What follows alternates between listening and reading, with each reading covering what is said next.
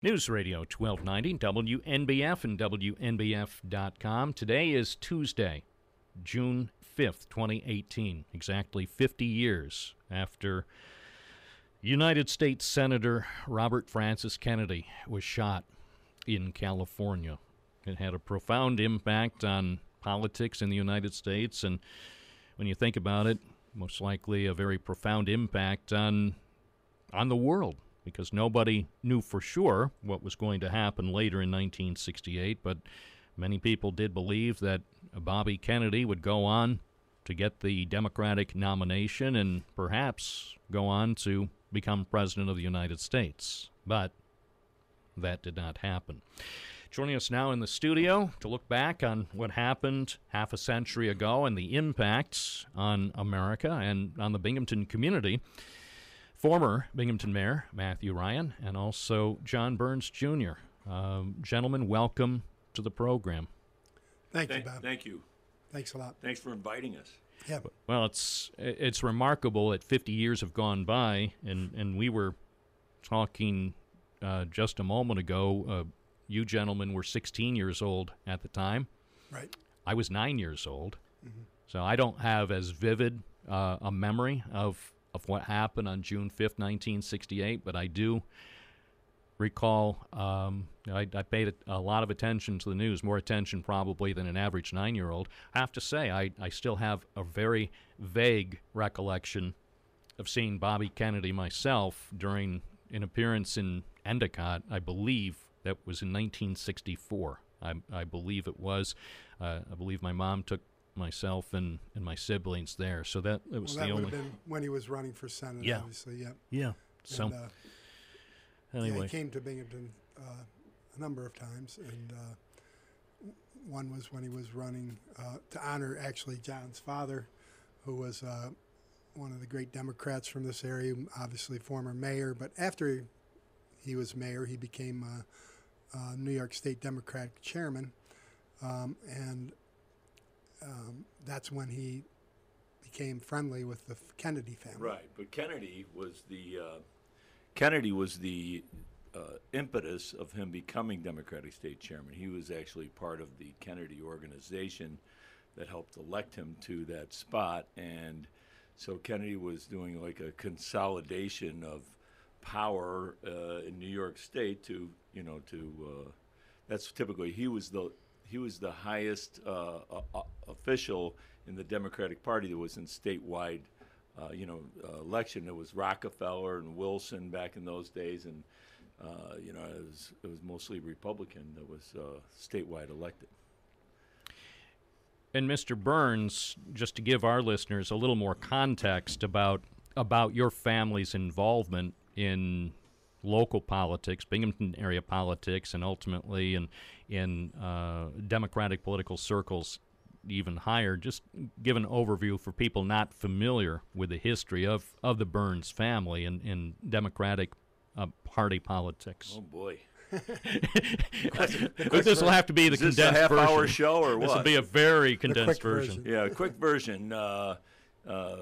My father, actually, my great-grandfather was a city councilman in the 1930s and ran for mayor and lost. And then his grandson, my father, ran in the late 50s and was elected in a 2-to-1 Republican area. He was elected to office and won by, I think it was 2-to-1 when he was reelected, and in a predominantly Republican town. Back in those days, I think people would support a person rather than a political party, and things were a little bit different. But anyway, when he was mayor of Binghamton, and Kennedy decided that he was going to run, my father was contacted by Kennedy, or my dad contacted them, I'm not sure, but he became his upstate campaign manager and gave him entree to a lot of the different Democratic mayoral offices in upstate and the different organizations statewide. The big thing was that I remember very distinctly that he was the first Democratic chairman to support Robert Kennedy before Johnson decided not to run, and that was a huge deal. And that's the that thing. was essential.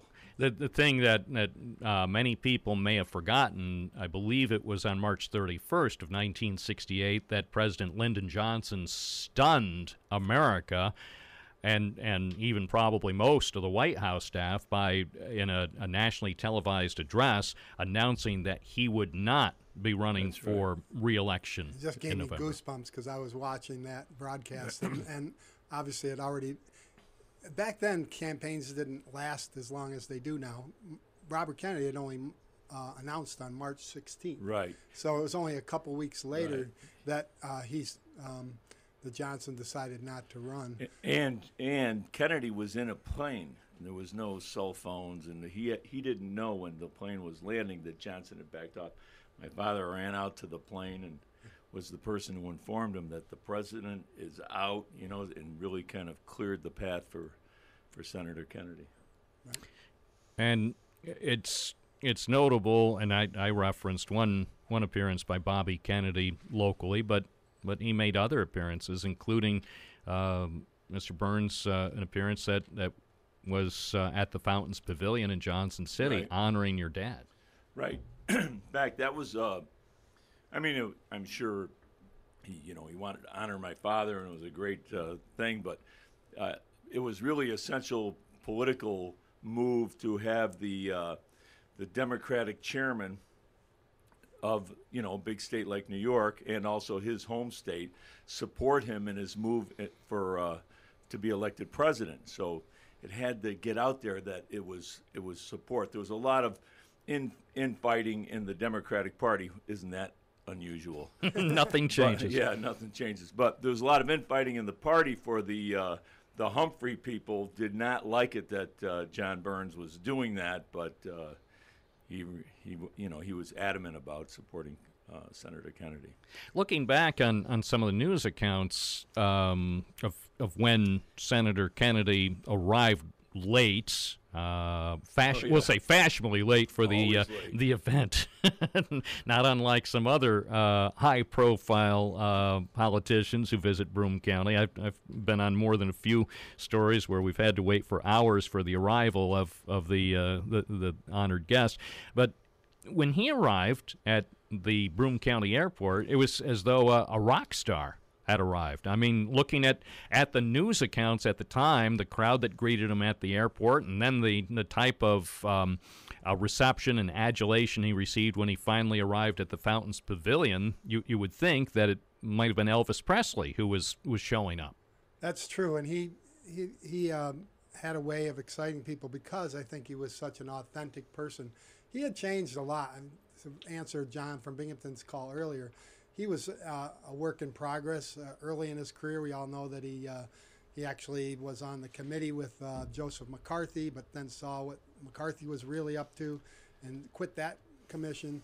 But he was a law and order guy too. He wanted to get the bad guys. He took on Jimmy Hoffa and a lot of Attorney General, right? Yeah, he was Attorney General, and he was, he was a very straight-laced guy who everybody thought he might become some kind of law enforcement officer, and he did, chief law enforcement officer for a while as Attorney General.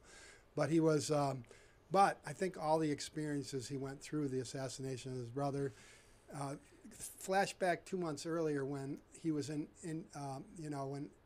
Martin Luther King got killed and he was in Indianapolis campaigning, and every other big city in the country went up in flames that night. And Robert Kennedy talked about stay calm. I had a brother who got assassinated. He was somewhere out in the Midwest, I think. Indianapolis. Yeah, that's right. And that city stayed calm that night. And that's the kind of leadership that I think we all saw snuffed out that night. And it was really like, when you think about it, have Martin Luther King and Robert Kennedy killed within a couple months. It was pulling the rug out from under so many people's hopes and aspirations. Yeah.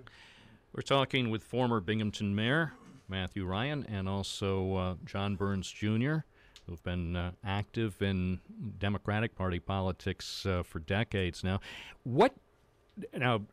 John Burns Jr., I can understand why you, because of your family's history, were very involved as a 16-year-old in June 1968. And Matt Ryan, I know we've talked a bit about your early experience of being actively involved even as a teenager. Let's talk about what the situation was for each of you as 16-year-olds here in Binghamton in June 1968, especially looking forward to actively supporting and campaigning for Bobby Kennedy over the next 5 months. Yeah.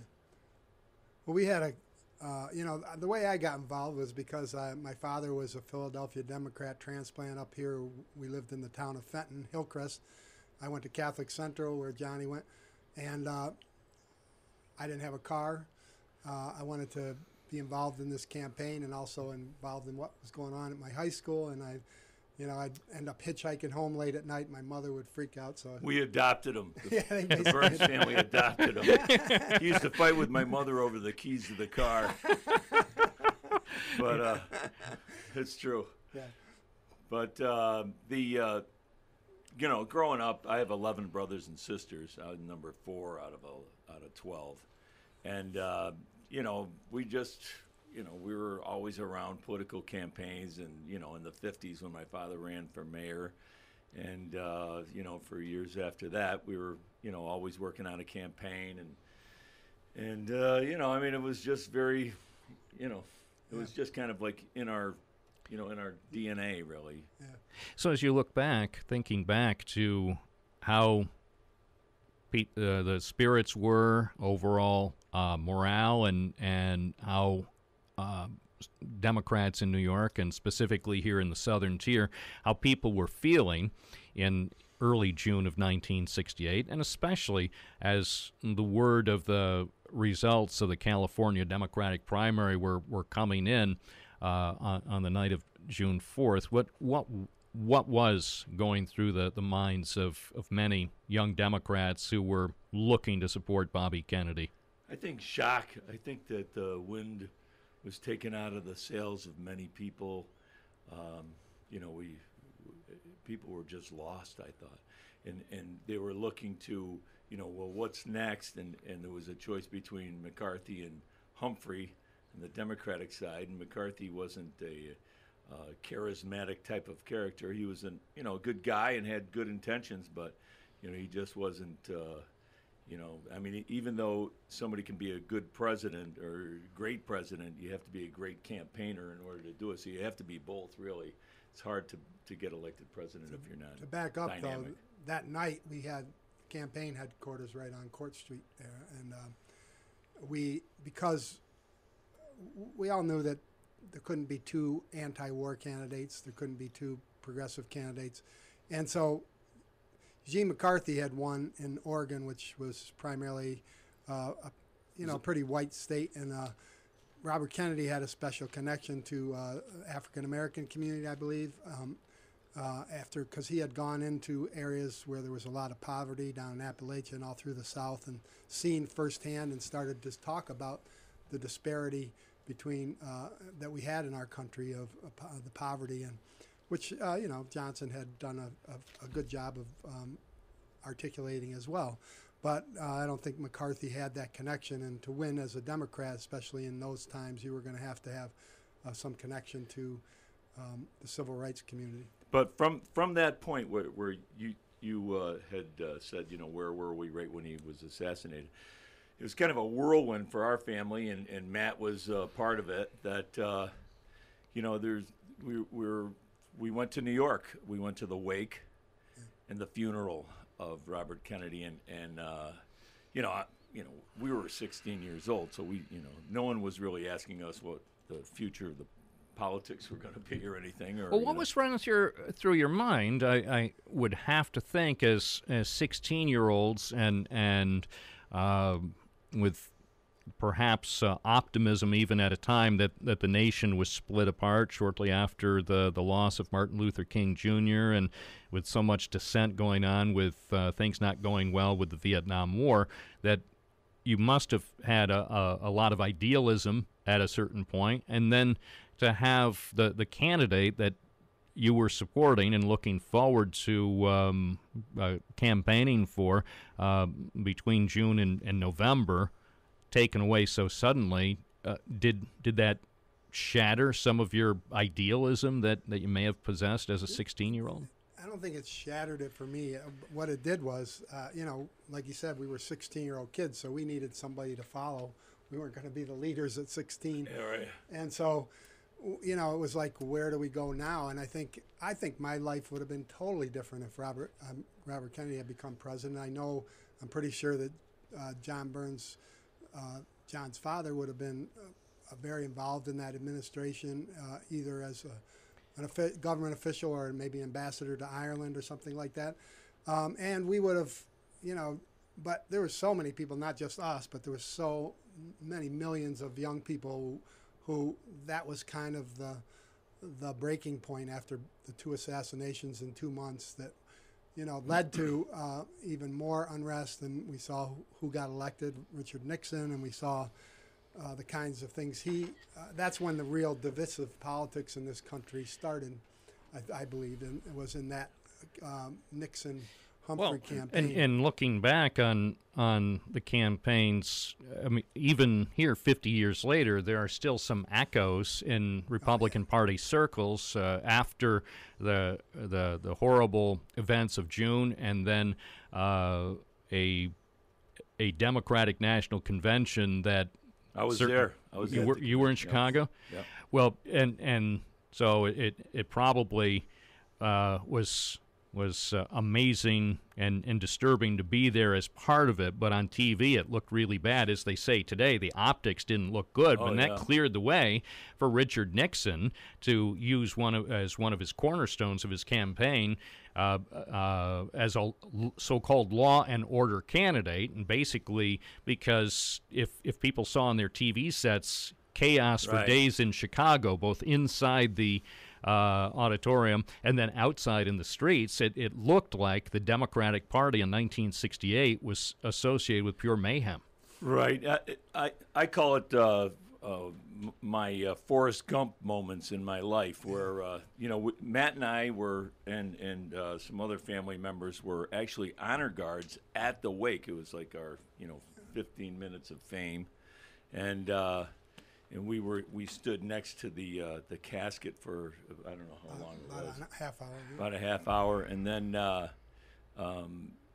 something interesting occurred while we were there. Matt, you want to? Yeah, I mean, it was just amazing that the Poor People's March was going on in Washington at the time, and all the leaders, all the civil rights leaders came at that half hour that we were standing around the casket to pay their respects. So we were standing there, and I get goosebumps when I think about it, because Coretta Scott King, Ralph Abernathy, Jesse Jackson, all the people from the civil rights leadership came to pass by the casket and pay the respect. So it truly was a Forrest Gump type. Forrest Gump. Yeah. Yeah. What am I doing here? And to think, hey, at such a young age, and I imagine certainly over the last 5 decades, you've had other profound experiences, but there probably have been few, if any, that compared to what happened, that whole series of events that happened in June 1968. Right. I also went on I was on the train from New York to Washington, to the burial train, and that was unbelievable. There were tens of thousands of people along. And I think that there's been a lot of shows on in the last week and so on, and watching, reflecting on them. And Chris Matthews was saying this morning that he was, he just remembers that it was such a diverse crowd, blacks, whites, conservatives, everybody came to, and that's why I think that Robert Kennedy was truly a transitional figure. I agree with John from Binghamton that he wasn't. I think it was good that he went into college campuses and said, "Why should all you rich white kids get deferments from the war?" And challenged them on it, and said, because this Vietnam War, many people that were going there were, poor people and poor black people, and a lot of people who couldn't afford college. And so he was willing to challenge people where they stood, and I think he was a unique kind of person. That's why his assassination was such a blow to the national psyche, and I think generation psyche. It continues to haunt people, I'm sure, as we look back. People still think, what would have happened if Robert Kennedy had not been shot on June 5th, 1968? How would New York State be different? How would the USA be different? How would our world be different had he lived? One thing I would like to reflect on is, if we have just one more minute, because like I said, I think that was the time when divisive politics really started, because Nixon actually early on was not as conservative as on crime issues and stuff like that. But when you saw everything, the unrest that was happening because of so many different issues coming to culmination at one time, here's what John Ehrlichman, chief domestic advisor to Richard Nixon, wrote. He said, the Nixon campaign in 1968 and the Nixon White House after that had two enemies, the anti-war left and black people. You understand what I'm saying? We knew we couldn't make it illegal to be either against the war or black, but by getting them to associate the hippies with marijuana and blacks with heroin, and the criminalizing both heavily, we could disrupt those communities. We could arrest their leaders, raid their homes, break up their meetings, and vilify them night after night on the evening news. Did we know we were lying about the drugs? Of course we did. That's the kind of politics that started after Robert Kennedy, and I don't think they would have existed if Robert Kennedy had been alive and well. Well, maybe they would have taken longer to develop. Unfortunately, now in a social media age, I think it still would have emerged, but a maybe lot of more it's slowly. the internet. I mean, it's the internet, I think. Well, and so many of us, I think, find it too easy to hide behind the power of a keyboard. I mean, a lot of people have a great amount of courage to express some mean things, whether it's on Twitter or Facebook, things that they likely wouldn't say to someone face to face. Right. When I was running for mayor, somebody who knew something about my relationship with the Burns, they wrote on one that I was a drug addict, that I did cocaine, which anybody who knows me knows I'm very disciplined and work out every day and don't do drugs. But he also said that I had forced myself upon the Burns family, and that they kicked me out of a vacation trip, which I actually should I tell that? We snuck him on top of the car, on the station wagon, put the luggage over him, and drove to New Jersey. Elements of Mitt Romney's dog. They invited they invited me to go to but they didn't. We got up early in the morning and there was no room in the car, so we figured out a way to. And my father had no idea. We told him when we got to New Jersey that Matt was on the roof. It was like he could have been killed. Gentlemen, thank you so much for your time on this historic day, this important day. John Burns Jr., former Binghamton Mayor Matthew Ryan. Thanks for having us. This is, it's a somber day, but I just can't believe it's 50 years already. Well, it's important to remember our history, not to forget, and to celebrate. Even though he lived only into his early 40s, he's still 42 years old. Yeah, 42. Wow. And even his brother John F. Kennedy, as president for just a few years, they still made remarkable contributions to our country. Yes. Gentlemen, thank you so much. Thank you very much. Thanks, Bob.